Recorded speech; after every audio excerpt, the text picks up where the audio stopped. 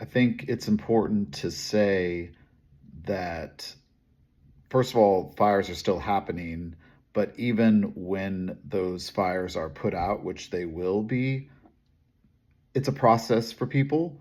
And it may seem silly to some that people who don't live here or people who didn't directly lose a home or a loved one would be traumatized, but it's definitely happening.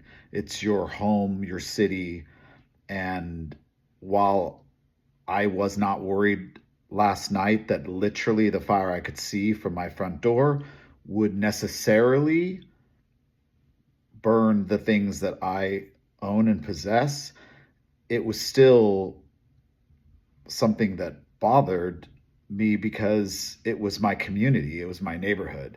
So I think we all have to give each other and ourselves some grace during this time and maybe days from now, weeks from now, months from now, because again, things aren't linear where you just feel better because now it's the next day. And, it's a very strange vibe in LA, but, and I've been saying this and will continue to say it, life is for living. So we will continue and we will thrive and we will continue to create, but we have to allow each other space. Social media is a whole beast and people use it in ways that I wouldn't necessarily use it, but I'm trying to understand that for people, they have different motivations, good or bad.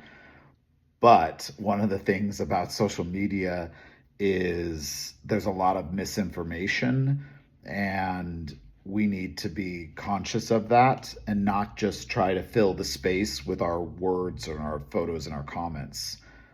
I think that's where we can also have grace in recognizing that, do you need to say something? Do you need to post something? I know.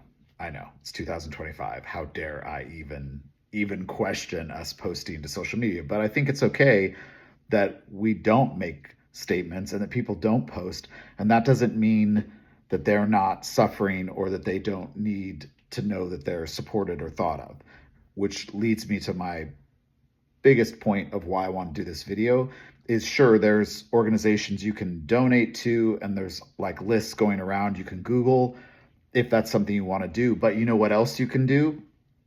You can donate your time and volunteer to something that directly relates or doesn't directly relate, because there are opportunities to volunteer all across Los Angeles in many capacities that are things that are directly affected by the fires and things that aren't. The other thing you can do is reach out to people. I've been texting people today just to check in. I don't assume that everyone's good. I don't know, like I don't know exactly where everyone lives in my networks and in my friendships and contacts. So I've just been kind of reaching out to people to check in.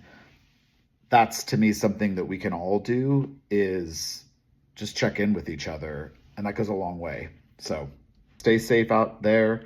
And thanks to everyone who has been reaching out and showing concern. I appreciate it, as I'm sure many other people who are going through far worse situations also appreciate it.